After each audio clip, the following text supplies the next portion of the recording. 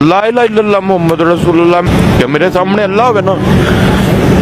मैं ਉਹਨੂੰ ਵੀ ਪੁੱਛਾਂ ਕਿ ਯਾਰ ਮੇਰਾ ਕਸੂਰ ਤੇ ਦੱਸ ਕਿ ਮੇਰੇ ਬੱਚੇ ਥੱਲੇ ਕੱਪੜੇ ਅੰਦਰ ਉਸ ਰਹੇ ਨੇ ਜੇ ਹੈ ਕਿਸੇ ਦੀ ਰੱਬ ਦਾ ਕਰ ਸਾਈ ਤਾਂ ਮੈਨੂੰ ਉਹ ਬੰਦਾ ਮਿਲਾ ਦਿਓ ਯਾਰ ਮੈਂ ਉਹਦੇ ਪੈਰ ਫੜ ਲੈਣਾ ਮੈਨੂੰ ਮਾਫ ਕਰ ਕਾਦੀ ਸਜ਼ਾ ਹੈ ਮੈਨੂੰ ਮੇਰੇ ਨਿੱਕੇ ਨਿੱਕੇ ਬੱਚੇ ਨੇ ਯਾਰ ਮੇਰੇ ਤੇ ਤਰਸ ਖਾ ਯਾਰ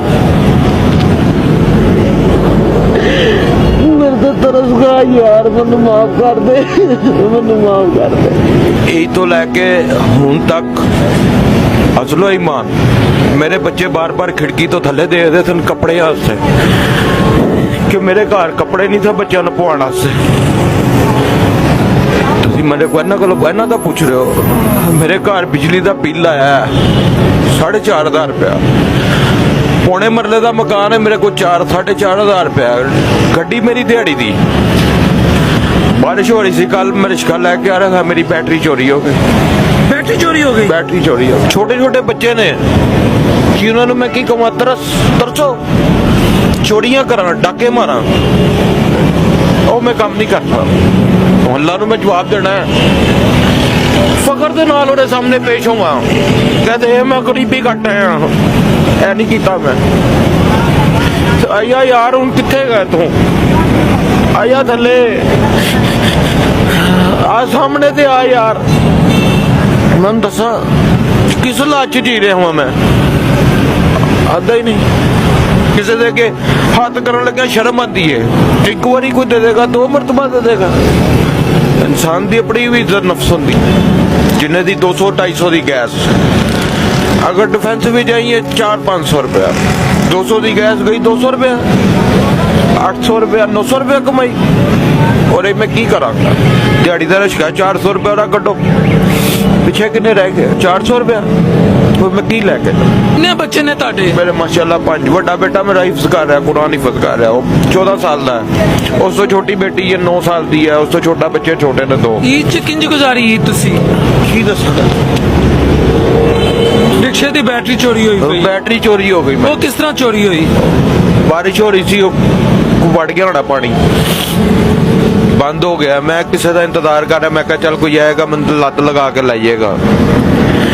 मैं बंधन देखन गया कि चल आंदा मैं फड़ के लिया के रिक्शे लत लैना पिछों को बैटरी कट के लाएगा किनू कहा मैं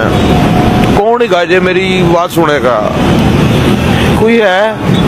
किथे रिक्शा चलाते हो मैं दिल्ली गेट घर किथे है तुहाडा सुल्तानपुर किन्ने अरसे तो रिक्शा चला रहे हो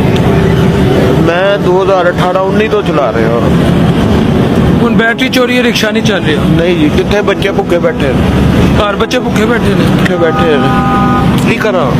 किनू जाके कहा किनू जाके किसी के कोलों मंगन जावा रिश्तेदार कोलों एक बारी कोई दे देंदा 2 बारी दे देंदा बार बार अगले कहते यार तू तो मजाक ही रहे कर मगर हकीकतन कसम खुदा दी मनोरी इज्जत की कसम हकीकतन जिस हाल च मैं गुजर रहा मेरा हो सकता है कि मैं अपने आप नूं नहीं करना फाइनल अगर खुदा ना खास्ता मरना तो सब ने है अगर खुदा ना खास्ता मौत आ जाती हादसे में हो जाती है या कहीं पे अल्लाह की तरफ से आ जाता है मेरे घर में इतने पैसे नहीं है मुझे कफन ही डालना कफन के पैसे नहीं है बाकी की बातें ही दूर की है क्या करें इसको कहे अल्लाह वाले जो होते हैं ना अल्लाह वाले जो अल्लाह से हुब रखते हैं जिसे पता है कि खुदा को भी क्या चीज वो कुर्सियों पे नहीं बैठते वो घरों में जाते हैं यार लोगों से पूछते हैं अपने अपने इलाकों में पूछो को भूखा तो नहीं मार रहा को प्यासा तो नहीं है किसी को परेशानी है तो उसे पूछो ये तो अपने इक़्तिदार को संभाल के बैठे हुए हैं ये आ जाएगा वो आ जाएगा यार खुदारा नीचे देखो यार नीचे देखो अब भाई नीचे देखो नीचे कुछ भी नहीं नजर आ रहा हम लोगों को मैं क्या करूं स्कूल पढ़ाऊं बच्चों को ट्यूशन पढ़ाऊं कपड़े बनाऊं खाना पकाऊं बिल दूं क्या करूं अपनी ख्वाहिश है ये जूती देखे ये ईद पे पहनी थी मैंने यार करीब से ये जूती देखे ईद पे पहनी हुई थी यार सब दुनिया ने नहीं पहनी थी यार मुझसे अच्छी पहनी हो